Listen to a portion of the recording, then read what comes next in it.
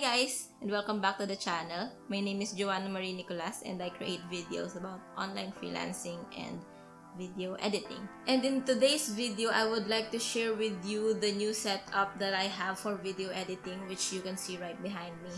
In this video, we will be going over the old setup that I have, which is this laptop over here, and the reason or the problems that I encountered, why I decided to upgrade to a new setup, which is this one, a desktop setup for video editing. And then also I would give you a quick overview of what components are inside this computer right here. So let's get on with the video.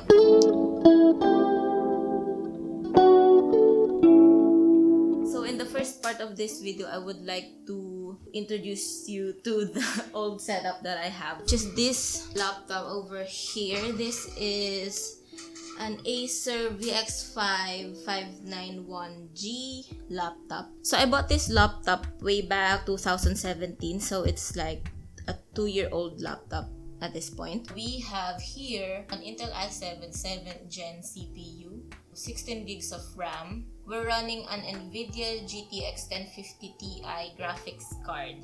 And then it has a combination of SSD and HDD storage for this.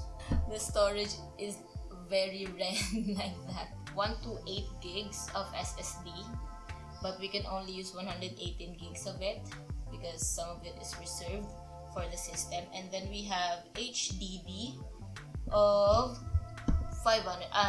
We have a 1 terabyte HDD, and then that one, that's just the Google Drive file stream that I have synced with the computer. It's a virtual drive. It just also shows up here because I have it configured as if it's a drive. So moving on to the second part of this video, which is the reason why I decided to upgrade to a desktop. I mean, this is fine and all. It's very fast. It's a really good video editing computer. But the only problem that I have with it is it has, I don't know if I can show you. Maybe I'll just insert a screenshot of it or something. But that laptop's hinge is actually broken again. It has happened twice already. So this is the second time that the hinge of that laptop is broken. None of the internal components are affected by the broken hinge, but I cannot close it anymore. Like, I cannot fold the top part, the screen part, onto itself anymore. What I usually do, since I am an online freelancer, is I bring my work with me. But in this case, since this has a broken hinge, I could no longer do that. Yeah, this laptop just keeps breaking down, so it's also another risk for me to just rely on this one computer for video editing, because if it breaks down again, for now it's fine because I can still edit on it, but I had issues with it before, and when I had it serviced, it took around 2 weeks before I got it back. So for those 2 weeks I wasn't able to work. That obviously affected my income, and now that I have this computer, I can have this one fixed without interrupting my work, because while this is getting fixed in the service center, I can work off of this one. So I decided to go for an ultra-wide monitor. So this is the LG 34U M58 monitor, and then that is the main, like the brain of the computer right there, the CPU.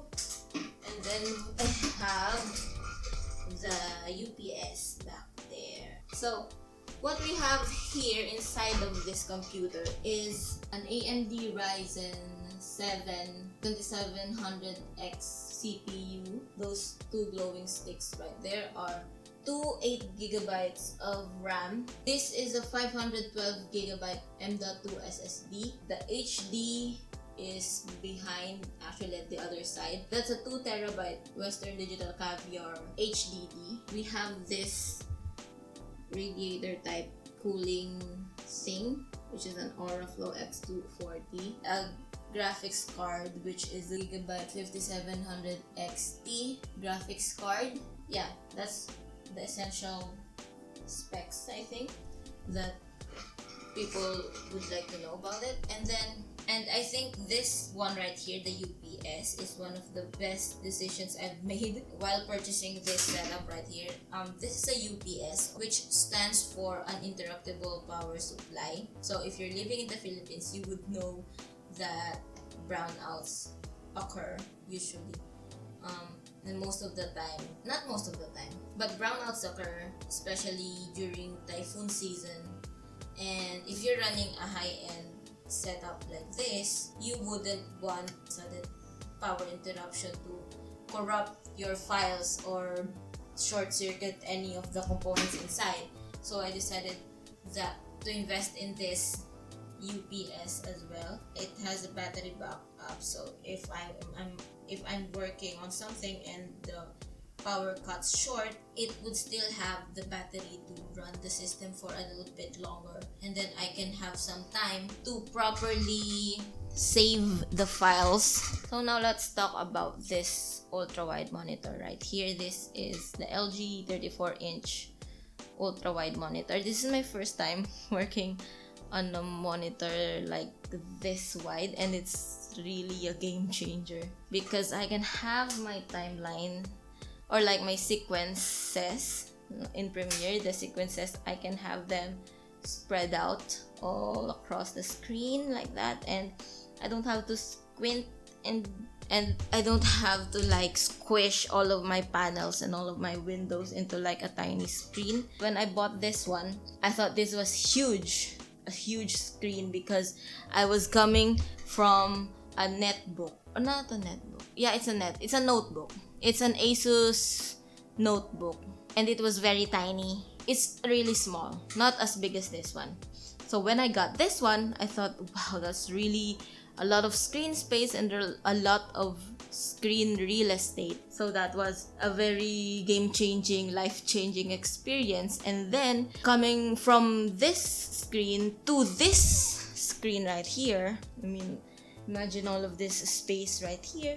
I can have the browser open, and then I can have the Premiere going on. I can have a YouTube video running, and then I can be working. You know, I can split the screen. It's amazing. I mean, ultra wide monitors are amazing. Yeah, I'm too obsessed with that ultra wide monitor.